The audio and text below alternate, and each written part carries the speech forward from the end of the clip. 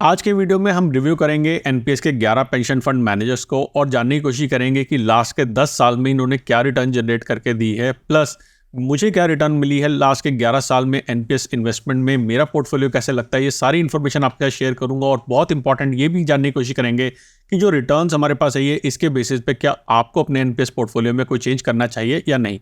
मेरा नाम है अमित, आप देख रहे हैं पैसा मैटर्स, और अगर आप पहली बार आए हैं मेरे चैनल पे तो सब्सक्राइब करना ना भूलिएगा। सबसे पहले जो 11 पेंशन फंड मैनेजर्स हैं इसके बारे में कुछ इंपॉर्टेंट इन्फॉर्मेशन को हम नोट करते हैं। अगर आप ध्यान से देखेंगे तो लास्ट के 2 साल के अंदर यहाँ पे 4 पेंशन फंड मैनेजर ऐसे हैं जिन्होंने अपना काम स्टार्ट किया है। और एसेट्स अंडर मैनेजमेंट भी अगर आप देखेंगे तो इन पेंशन फंड मैनेजर्स की जो है काफ़ी कम रही है। इसमें से एक एनॉमली है Aditya Birla sun life pension fund management, जिसके पास जो टोटल AUM है वो कम रहा है। अगर हम टॉप पेंशन फंड मैनेजर्स की बात करें तो HDFC के पास सबसे ज़्यादा AUM है। SBI ICICI के पास भी काफ़ी सारा AUM है, यानी कि डबल डिजिट हम कह सकते हैं AUM इन्होंने रखा हुआ है। ₹1000 करोड़ में बात कर रहा हूँ मैं। ये सारी इन्फॉर्मेशन हमें जाननी इसलिए ज़रूरी है क्योंकि जब हम आगे बात करेंगे कि रिटर्न क्या जनरेट हुई है तो इसका कहीं ना कहीं इम्पैक्ट पड़ता है। कैसे, चलिए सबसे पहले देखते हैं NPS Tier 1 की परफॉर्मेंस इक्विटी के केस के अंदर। अब अगर आप यंग है, इनफैक्ट यंग तो मैं कहता हूं कि अगर आपकी एज 45 से 50 तक भी जा रही है तो आप एनपीएस के अंदर 75% पोर्टफोलियो इक्विटी में रखिए, बिकॉज इक्विटी में रिटर्न जनरेट होती है और सारा का इसका सारा सबूत आपके सामने है। अगर बेंचमार्क की रिटर्न ही देखेंगे तो लास्ट 1 साल में बेंचमार्क ने अराउंड 40% की रिटर्न दी है, 3 साल में 18.5% और लास्ट 5 साल के देखें तो भी 21.5% है। और 10 साल की एवरेज रिटर्न निकालेंगे तो वो भी 14.37% आती है, जो कि एक FD से काफ़ी ज़्यादा है। और अगर हम इंडिविजुअल पेंशन फंड मैनेजर्स की बात करें तो लास्ट 1 साल में जो सबसे ज़्यादा रिटर्न दिया, और रिटर्न मतलब सबसे ज़्यादा इन द सेंस मैं देखूंगा कि बेंचमार्क को बीट करके किसने दिए, तो 3 पेंशन फंड मैनेजर्स हैं, UTI, टाटा और ICICI। इसमें से हमने टाटा को हमने आउट कर देना है बिकॉज ये again recent pension fund manager है। जो रीसेंट पेंशन फंड मैनेजर है इनके पास जो AUM है वो कम होता है, और जब AUM कम होता है तो फ्लेक्सिबिलिटी ज़्यादा रहती है। तो जितने भी हमारे नए पेंशन फंड मैनेजर हैं इनको हम ज़्यादा ऑब्जर्व नहीं करेंगे। इनके अलावा अगर हम रिव्यू करते हैं तो लास्ट 3 साल के अंदर जितना ज़्यादा ग्रीन होगा उतना हमें पता लग रहा है कि इनकी परफॉर्मेंस जो है अच्छी रही है। तो यहाँ पे हमारे पास HDFC और ICICI जो है ये ग्रीन नज़र आ रहे हैं, और साथ में हमारे पास UTI पेंशन फंड मैनेजर भी हमारे पास ग्रीन आ रहा है। इस टाइम पे जो टॉप चल रहा है इक्विटी में वो चल रहा है UTI पेंशन फंड लिमिटेड, और मैंने जो जुलाई के अंदर रिव्यू किया था वहाँ भी UTI पेंशन फंड लिमिटेड जो है टॉप पे आया था। और मैंने कहा था इसके बेसिस पे मैंने जो HDFC के अंदर अपनी जो पोर्टफोलियो बना रखा था, या HDFC का जो मैंने पेंशन फंड मैनेजर चूज कर रखा था इक्विटी का, उसको मैंने UTI में मूव कर दिया था और उसका मुझे काफ़ी फ़ायदा भी हुआ है। तो UTI इस टाइम पे काफ़ी अच्छे से मैनेज कर रहा है। अगर हम ओवरऑल यहाँ पे देखें तो इनके पास डिसेंट अमाउंट है फंड मैनेज करने का, और इसी का बेनिफिट हमें मिल रहा है क्योंकि इनके पास फंड्स बहुत ज़्यादा नहीं है जैसे HDFC के कंपैरिजन में। तो यानी कि ये डिसेंटली इसको मैनेज कर सकते हैं। सेकेंड हम बात करते हैं NPS Tier 1 के अंदर कॉर्पोरेट की, यहाँ पे क्या आपको रिटर्न मिली है। यहाँ पे अगर हम बेंचमार्क की रिटर्न देखें तो करीबन 8% की रिटर्न ओवर द ईयर्स मिली है। कभी 8.25 है, कभी 7.25 है, लेकिन 8% की ओवरऑल रिटर्न मिली है।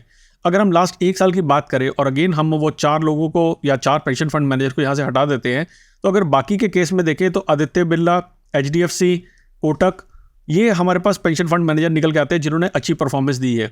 यहाँ पे मेरी चॉइस है HDFC पेंशन फंड मैनेजर की, और अगर आप अगेन देखेंगे तो यहाँ पे आपको ओवरऑल ग्रीन यहाँ पे सबसे ज़्यादा इसमें नजर आ रहा है, followed by Aditya Birla sun life. तो आप इन दोनों को पोर्टफोलियो में, अपने कॉर्पोरेट के पोर्टफोलियो में चूज कर सकते हैं क्योंकि इन्होंने कंसिस्टेंटली अच्छे रिटर्न दिए हैं। हाँ, कुछ ऐसा है कि कौन सा नहीं करना है उनको भी ध्यान से देख लेते हैं कि कोटक महिंद्रा का अगर आप देखेंगे तो कंसिस्टेंटली रेड आ रहा है, और यहाँ पे अगर UTI को देखेंगे तो ये भी रेड है। और जैसा आपको मालूम है कि कुछ टाइम पहले ये चेंज आया था कि आप एक स्कीम के लिए कोई और पेंशन फंड मैनेजर चूज कर सकते हैं, दूसरे के लिए कोई और कर सकते हैं। तो यहाँ पे आप कॉर्पोरेट के अंदर आदित्य बिरला या HDFC में से एक को चूज कर सकते हैं।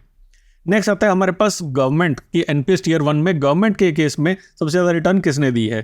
तो बेंचमार्क की रिटर्न यहाँ पे देखें तो थोड़ी सी अजीब सी रिटर्न आई है कि यूजुअली जो रिटर्न आई है वो 6 से 7% के बीच में आई है, लेकिन इस लास्ट 1 साल के अंदर 10% के करीबन की रिटर्न आई है। यहाँ पे रिटर्न किसने ज़्यादा दी है, तो कोटक के अंदर कोटक ने जो है लास्ट 1 साल में, 3 साल में, 5 साल में काफ़ी अच्छी रिटर्न दी है। LIC ने काफ़ी अच्छी रिटर्न दी है। अगर आप ओवरऑल देखेंगे तो LIC की रिटर्न यहाँ पे काफ़ी अच्छी निकल के आती है, और HDFC ने भी डिसेंट रिटर्न हमारे पास दी है। आदित्य बिरला भी ओके रिटर्न हमें दे रहा है, लेकिन सिंस इंसेप्शन इनकी रिटर्न जो है वो बहुत ज़्यादा नहीं आ रही है। इसके अंदर अगर हम बात करें चूज़ करने की तो मेरी चॉइस रहेगी या तो LIC या HDFC, आप इनमें से चूज़ कर सकते हैं। और किसको अवॉइड करना है वो आपके सामने यहाँ आ रहा है। UTI पेंशन फंड मैनेजर ने कोई ज़्यादा अच्छी यहाँ पे रिटर्न जनरेट करके नहीं दी है, लेकिन ओवरऑल भी इतना फ़र्क नहीं है जितना फ़र्क हमारे पास इक्विटी के केस में था। और एक चीज़ को मैं जैसे बार बार कहता हूँ, अगर आप रिटर्न्स की कंपैरिजन में करेंगे तो इक्विटी के अंदर जो रिटर्न्स हैं ओवर द ईयर वो कॉर्पोरेट और गवर्नमेंट के कंपैरिजन में कई गुना ज़्यादा आई है। तो इसलिए इक्विटी का पोर्टफोलियो आप थोड़ा सा हैवी रखिए अगर आपका रिस्क एपेटाइट अलाउ करता है तो। नेक्स्ट बात करते हैं ऑल्टरनेट इन्वेस्टमेंट की, जिसका जो मेरा फेवरेट बिल्कुल भी नहीं है, मैं ज़्यादा ट्रैक इसे नहीं करता हूँ और यहाँ पे हमारे पास कोई बेंचमार्क भी नहीं अवेलेबल है। यहाँ पे सबसे बढ़िया कौन सा जा रहा है, अगर हम ग्रीनरी देखते हैं कि हरियाली कहाँ पे है, तो एचडीएफसी के अंदर हरियाली छाई हुई है और हमारे पास एसबीआई के अंदर हरियाली छाई हुई है।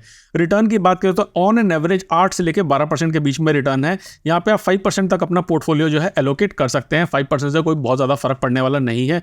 मैं कहूँगा कि 5% को आप इक्विटी में डाल के बाकी कॉर्पोरेट और गवर्नमेंट बॉन्ड से आप अपने पोर्टफोलियो को भर लीजिए। अगर हम कहें किसको अवॉइड करना है तो यूटीआई पेंशन फंड मैनेजर को यहाँ पे अवॉइड करना है। इन्होंने 5.25% की रिटर्न दी है जब बाकी लोग इससे ज़्यादा की रिटर्न दे रहे थे। तो मैं इसको कहूँगा कि ये इक्विटी के तो विनर है लेकिन बाकी ज़्यादा जगह पे ये अच्छा नहीं कर रहे हैं। तो ये है सारे के सारे पैरामीटर्स। अब मैं आपके साथ शेयर करता हूँ कि मेरी क्या रिटर्न रही है। पहले मैं आपको शेयर करता हूँ कि मेरी रिटर्न जो है वो जुलाई में क्या थी, क्योंकि इसी के कंपैरिजन के अंदर मैंने कुछ चेंजेस किए थे। क्या चेंजेस किए थे वो भी आपको बताऊँगा। सबसे पहले यहाँ पे पोर्टफोलियो, 2 पोर्टफोलियो आप देख सकते हैं। ये पोर्टफोलियो जो है ये मेरा है, ये मेरी वाइफ का पोर्टफोलियो है। मेरे पोर्टफोलियो में मेरे पास HDFC pension fund manager equity के अंदर टॉप पे था और बाकी दोनों के लिए मैंने एलआईसी ले रखा था। ये टियर 1 की बात कर रहा हूँ मैं। और अगर मैं टियर 2 की बात करूँ तो यहाँ पे मैंने जो इक्विटी के लिए आईसीआईसी ले रखा था और यहाँ पे मैंने ले रखा था कॉर्पोरेट और गवर्नमेंट के लिए टियर 2 के लिए आदित्य बिरला ले रखा था। रिटर्न मेरे पास थी 15% की और 12.85% की टियर 1 और टियर 2 के लिए।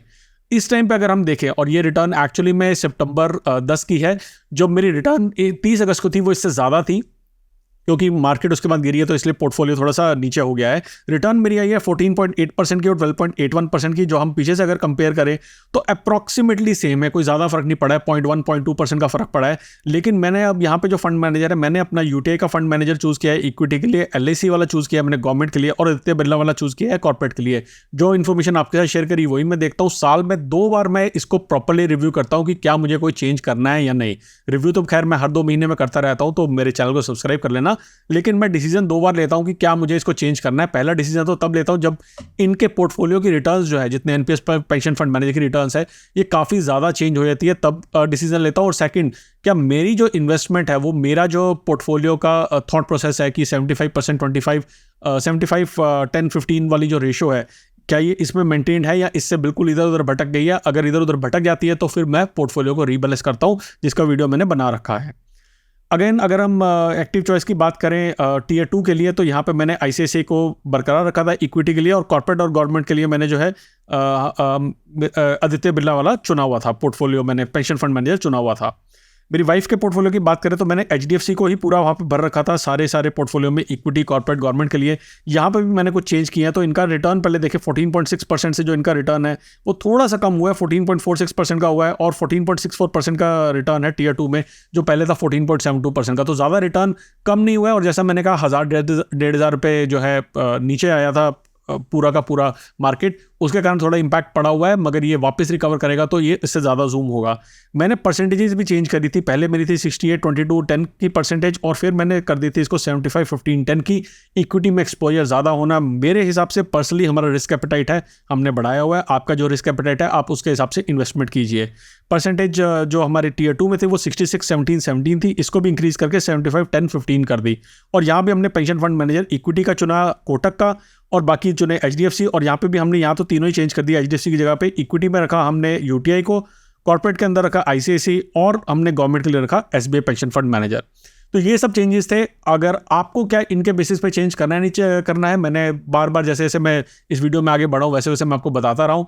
और अगर आप best NPS pension fund manager के लिए वीडियो को पसंद करते हो तो लाइक करें। और हाँ, एक सही टर्म इंश्योरेंस प्लान को चुनना कैसे ज़रूरी है, इसके लिए वीडियो आप सामने स्क्रीन पे देख रहे हैं, इसको ज़रूर देखिएगा, क्योंकि यहाँ पे मैंने बहुत सारी नॉलेज शेयर करी है कि क्या गलतियाँ आप कर सकते हैं जब आप एक टर्म इंश्योरेंस प्लान ले रहे हैं और कैसे उससे आप बच सकते हैं। जल्दी आएंगे एक और वीडियो के साथ, तब तक के लिए बचाते रहें, कमाते रहें, बिकॉज एवरी पैसा मैटर्स।